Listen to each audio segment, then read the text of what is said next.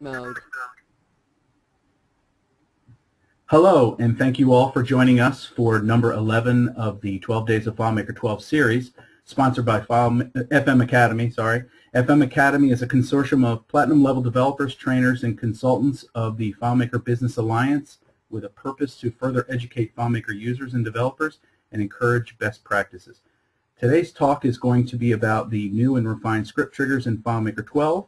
Today's presenter is Samir Khan. Samir is a certified developer and authorized trainer employed by Anvil Dataworks, a development firm outside of Washington, D.C. Please welcome Samir Khan. Thanks, Chris. And welcome again to the seminar. We're going to be talking about script trigger enhancements in FileMaker 12. A lot of times people will ask, what is a script trigger?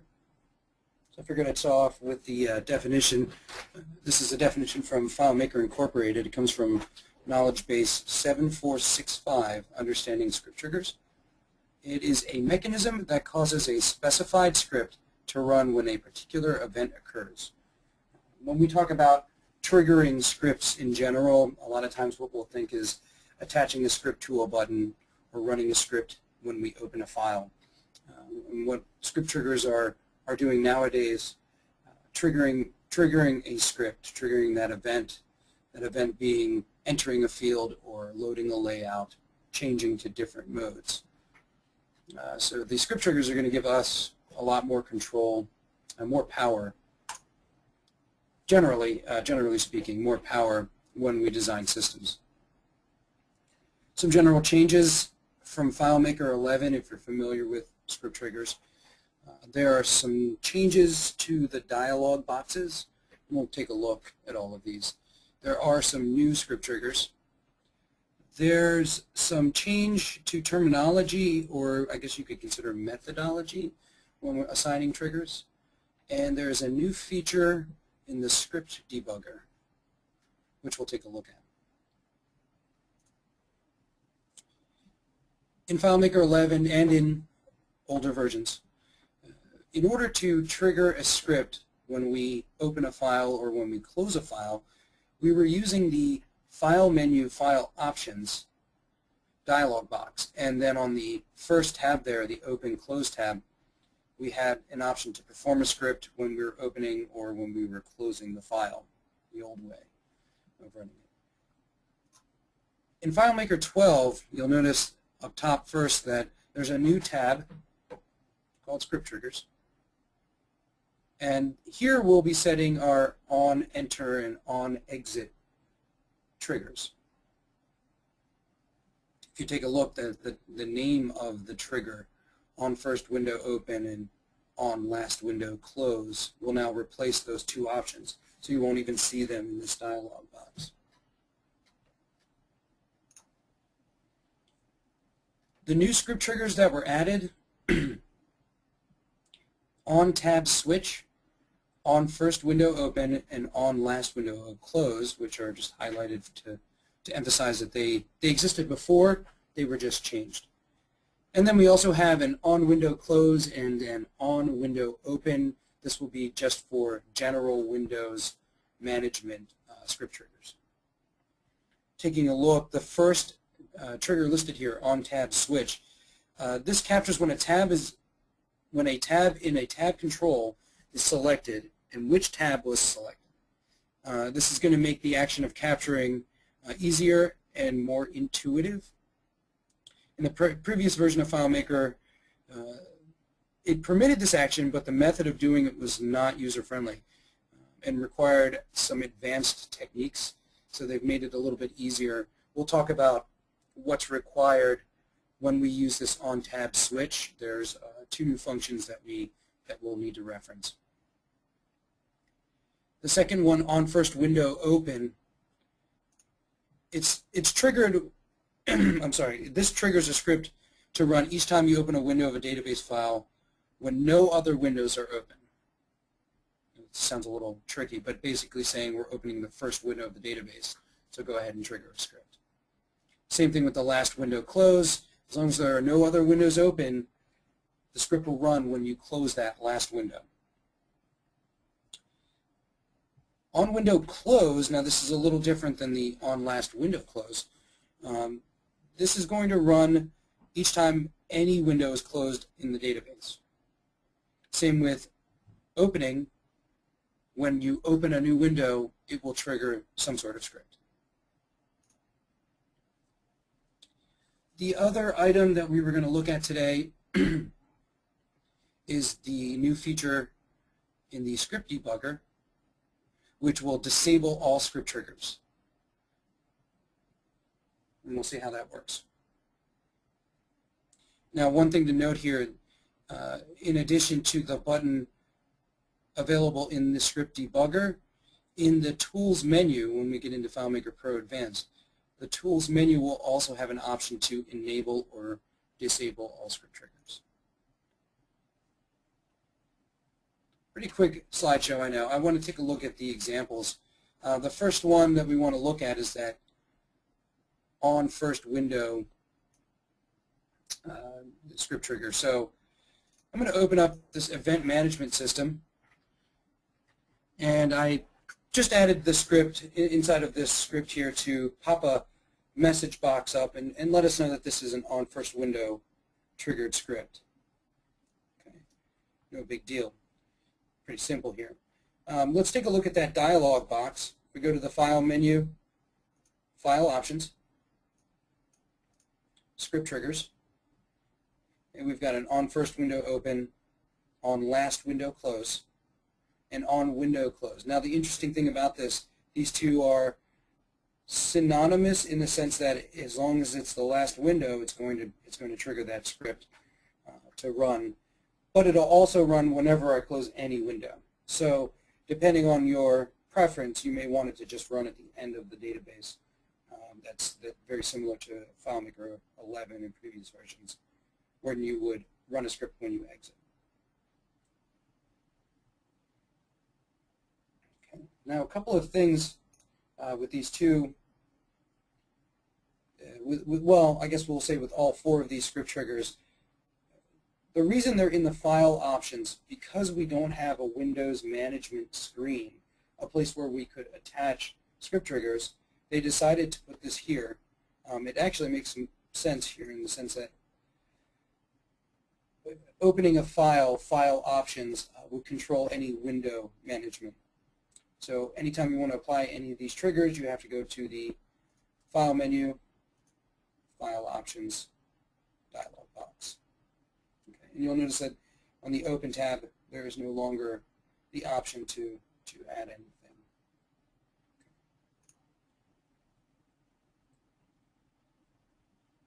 Let's take a look at the tab script trigger. This is the new one of the new script triggers that was added to FileMaker 12.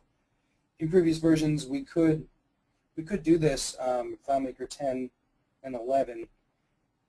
We could control tab selection, but it was very complicated. So what they've done is made it a little bit easier for us. They've given us two functions to use. I'm going to use this guest tab as my option. So when I click on the guest tab, it's going to tell me how many guests are invited and a list of the names. So if I say OK, it will go to that tab. I also attached another one to trigger when I leave the tab. So if I'm leaving guests, I'm going to get another message. Make sure to send reminder emails to all of your guests. Okay, no big deal.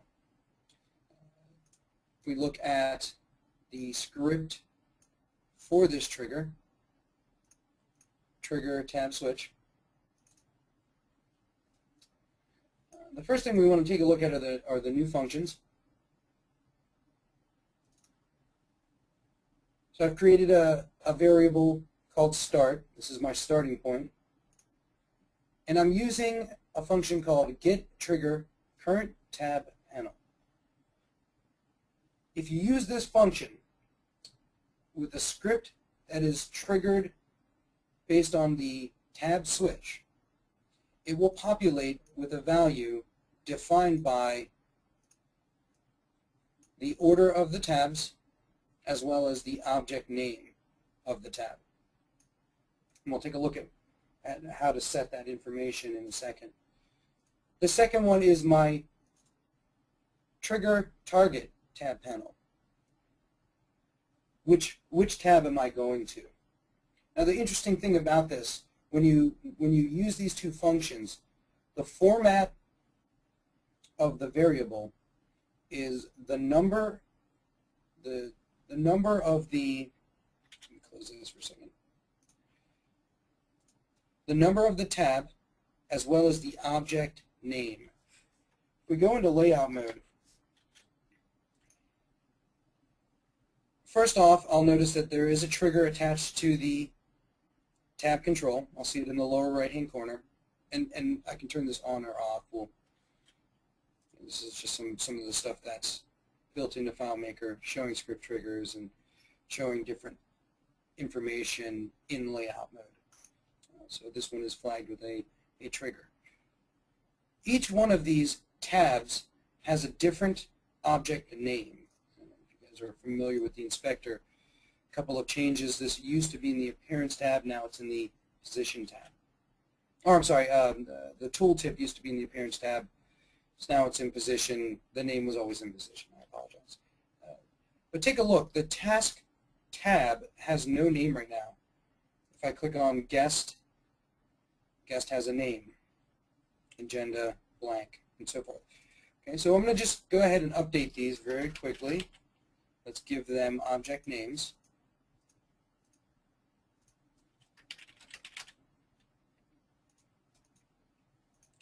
I'll leave this one blank so we can look at the script and what it's going to do.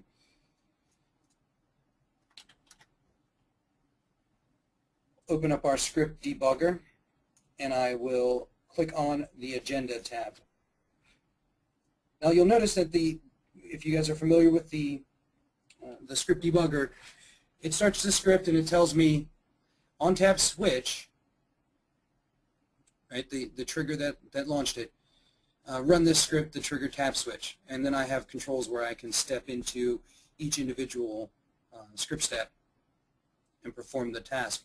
So what I did was I went ahead and stepped into these two set variable script steps. I'm going to open up my data viewer. We're going to take a look at the value of each of these variables. If you take a look, start is listed as 1, go is listed as 3. It's actually a little confusing. It doesn't show it to you unless you double click on the variable. The way that these functions work, trigger current tab panel and trigger target tab panel, it gives you the number and the object name.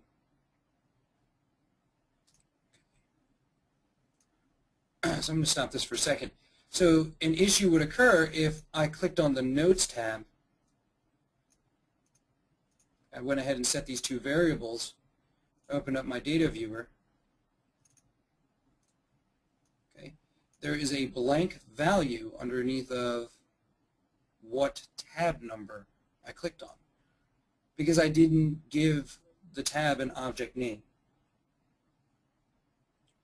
So if you're going to be using this script trigger, make sure that you are naming your tabs, give your object names, or else this won't work properly.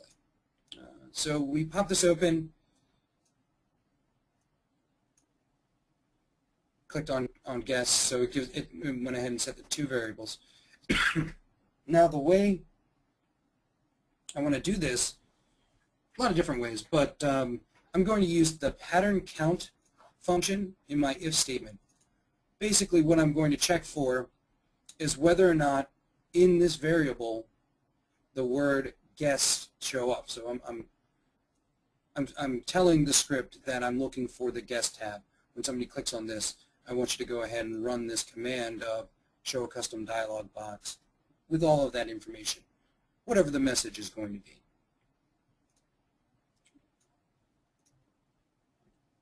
So there's my message. There are two guests invited, Samir and Eric Roberts. Okay. One other thing that I want to keep in mind when I'm doing this OnTabSwitch command. OnTabSwitch has a true or false result available. What the true or false result means, if I'm running a script trigger, and I decide that the user shouldn't be able to click on this. This is a great way of preventing the no access fields from showing up. If I exit a script as a false, let's just say that I said OnTabSwitch, and for whatever reason I wanted the user not to see this information, I can build in the condition, whatever the condition is. If X is not equal to Y, then exit script false. What will happen to the user is they won't be able to click on that tab. When they click on it, the false is saying don't do whatever it was. Just basically exit the script false. The user know that they can't actually click on that tab. Just something to keep in mind. One other thing that we want to look at if we're going to features is have script triggers enabled for notified. Just let's see here. The only other thing would be the OnLastWindow message. Again, this is a pre-event script trigger. So there are things true or can they leave? I can let you in and doesn't. So what I'll do now is, and I'll leave this window up in case you are interested in contacting us. You can do it by location. If you're not sure who to contact, you can contact us, Anvil Dataworks, and we can either point you to the correct Academy member, the one that you should talk to, or we can help you out. So I'll leave this window up, and I think we'll go ahead and do questions. Chris, are you still there? Yes, I'm still here. When the meeting cut out, I'm not sure if it cut off some of the questions, but I only have one or two questions here, so please feel free to ask questions now. First question is, may we see the script again with the true-false test?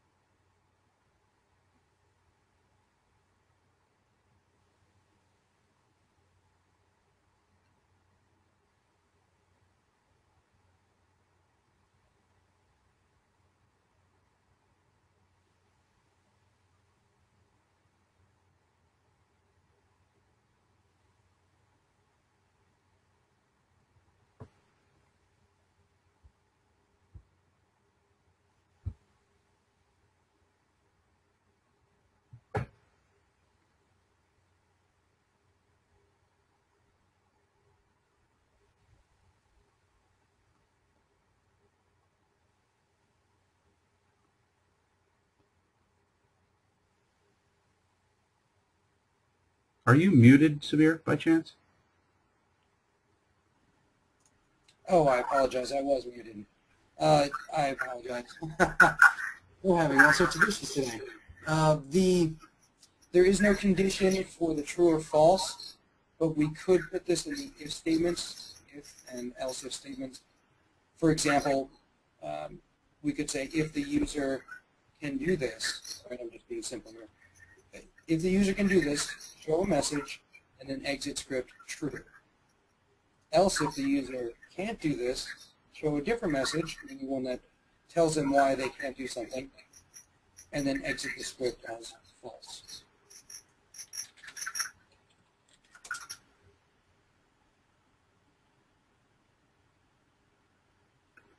Samir, how do the new features work in IWP and CWP? In instant web publishing and custom web publishing. Well, we don't have, there's going to be some small differences, but we don't have multiple windows in instant web publishing, so therefore we will always be using the OnFirstWindow or OnLastWindowClose script triggers. But other than that, it would perform the same. Actually, before I confirm that, let me just check to make sure through the knowledge base. So if there's another question we can answer while we're doing that. This is a bit off topic, but Matt wants to know, how did you get the debugger on the status toolbar? Is it through the custom menu? Yes, I'm sorry, there was definitely a customization there. If you right-click on the status toolbar, you can customize it, and then I just added the debugger and the data viewer. That's 2 buttons.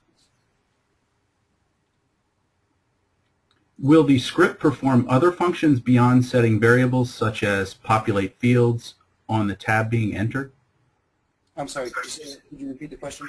Will the script perform other functions beyond setting variables, such as populate fields on the tab being entered?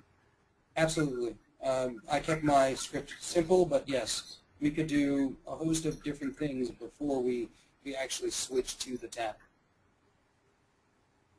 Were you going to show the new custom dialog? That wasn't part of my demonstration? Or are you saying that the custom dialog? Maybe we could clarify that question. It sounds like 2 possible questions: the dialog boxes or dialog messages, custom dialog messages.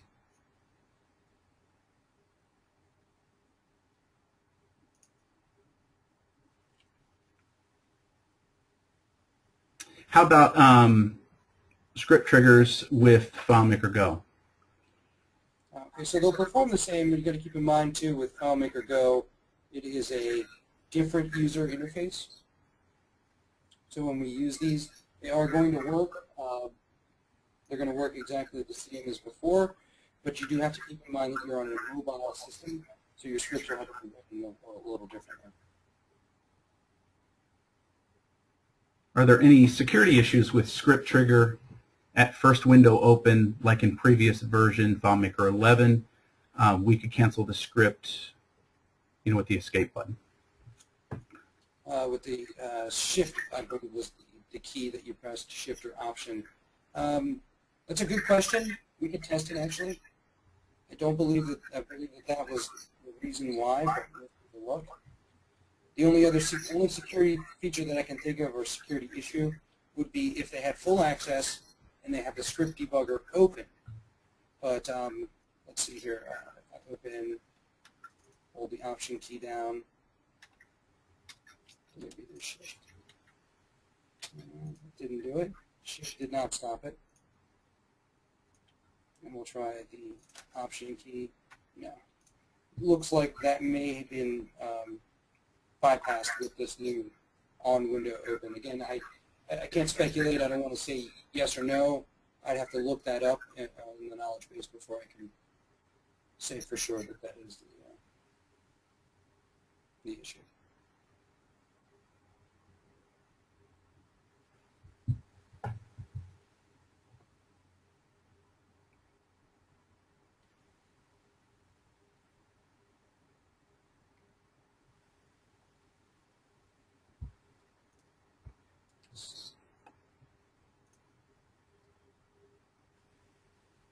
Somebody's asking to show them both. I'm not sure what they're referring to.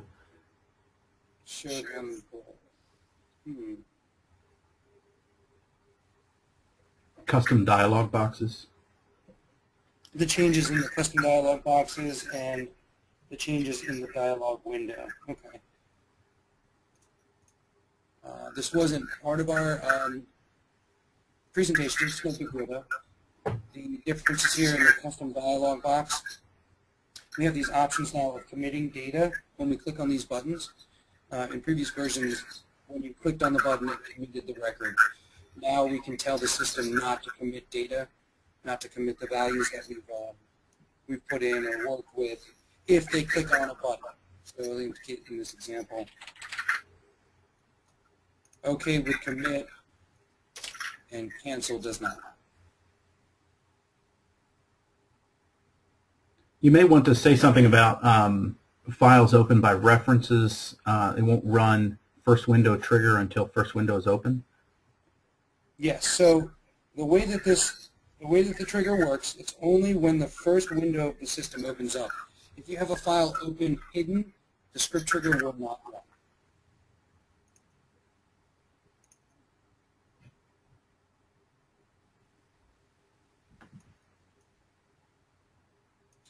I guess that goes in the same with the OnLastWindowClose. It will not run until the very last window closes in the system. So you have something hidden or something up but minimized. It's not going to run that script until you close that last window.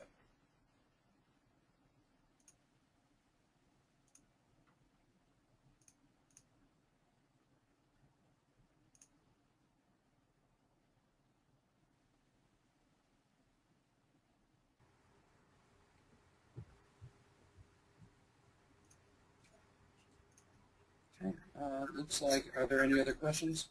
No, just a non-related question. Somebody's asking if we have a webinar about security coming up and if there's any changes in this version. Do you happen to know? Don't believe there were any changes in security. Let me take a look here just to verify that.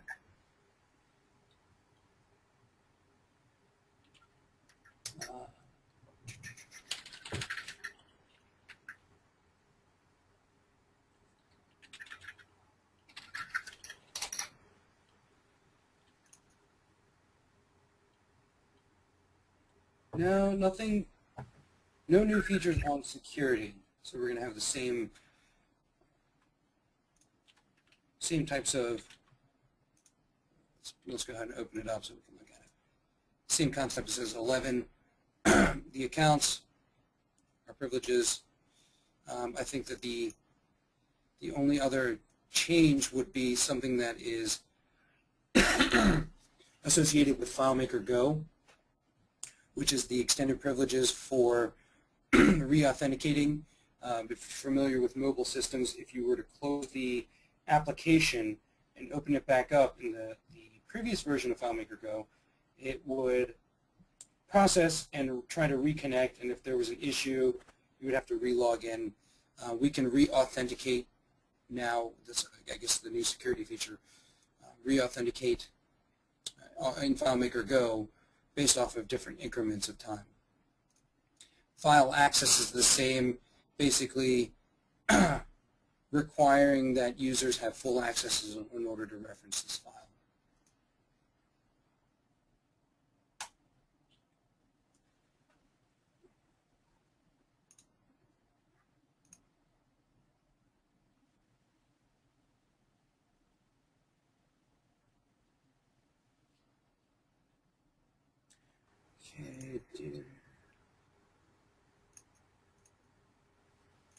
Okay, so it looks like this is from Michael. I have attempted to have the OnTabSwitch trigger select a specific field as the default field in the new tab window, and it would do everything but enter that field. So let's take a look here. So if I click on this, I would want it to go to maybe this guess field in the last portal row.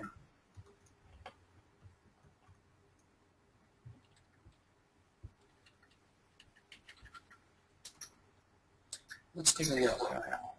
Let's go to scripts.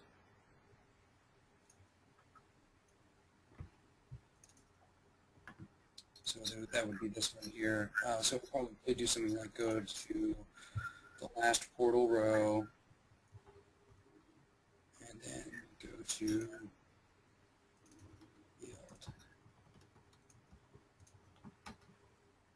Let's see how that works.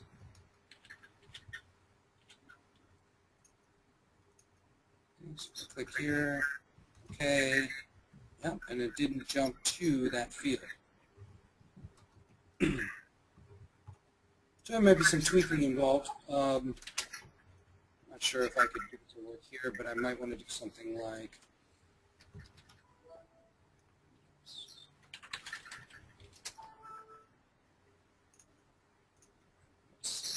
we'll go in layout mode.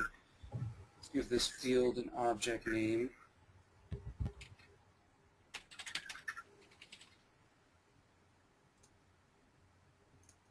Modify that script, and we'll throw in the sort of go-to field. How about go-to object?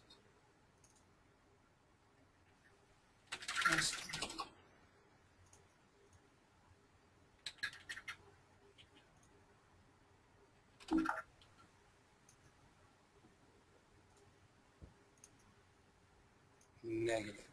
Still no jumping directly to that field. Let's see if we go to the last portal row, maybe that would allow me to the last portal row and tab. It's an interesting question. We could take a look at it and throw it into the we'll throw it into the blog that will follow this seminar.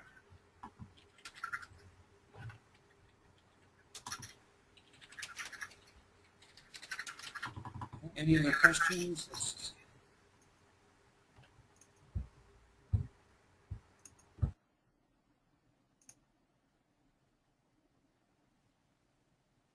Can you test against the tab numbers as well as the object name? You can. I like going with the object names. There are times when you may not necessarily know what number. If there are a series of them, I might want to go to a specific object name, so we'll do it that way.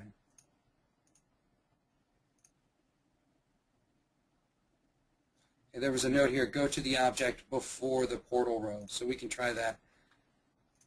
Do this. Go to object name, guest name, then go to portal row, select. So we can try this and see if this works. Click.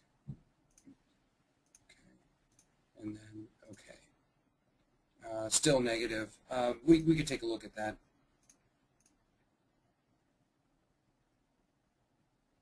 Oh, and Mark put in here, it's Mark Rubenstein, I believe. Yes. Said just go to field, not go to object. Okay, so open this up, modify the script. It should be not go to object, go to field. And we want the guess match field. I believe, let's take a look at that just to make sure. Yeah, guess, and this is guess match field. Okay. Take a look at this, click on it, still negative. So we'll have to take a look at that.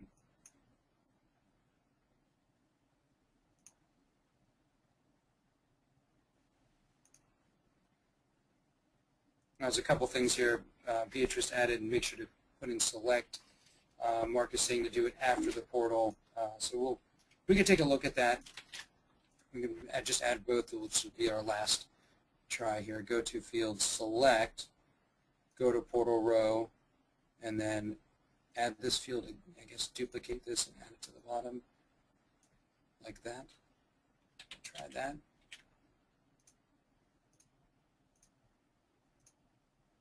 And it's still a negative. So again, we'll take a look at that. We'll take a look at that. I notice it could be something to do with the portal, the object name, a lot of different ways. We know in FileMaker there are a lot of different ways to accomplish a task. So we'll leave it at that. If there are no other questions, then I think we'll end the webinar. Let's see.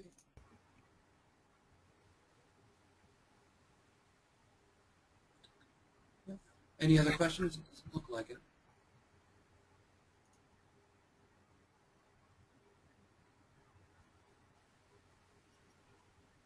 Chris? It looks like a question just jumped in. Let's see here. Calling a separate script to do just the go-to field doesn't work either. So I guess a comment. Okay. It may have something to do with the portal in the last portal row. I think that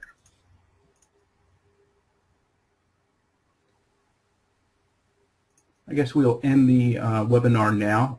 If you would like to revisit this webinar, any of the webinars, please check out FileMaker Academy's YouTube channel, as well as FileMakerAcademy.com, as well as on each of the presenters' websites as well. This series will continue each Tuesday and Thursday at 2 p.m. Please join us next week for Tim Neudicker. He's going to be speaking about migrating to FileMaker 12 from previous versions. Thanks, everyone.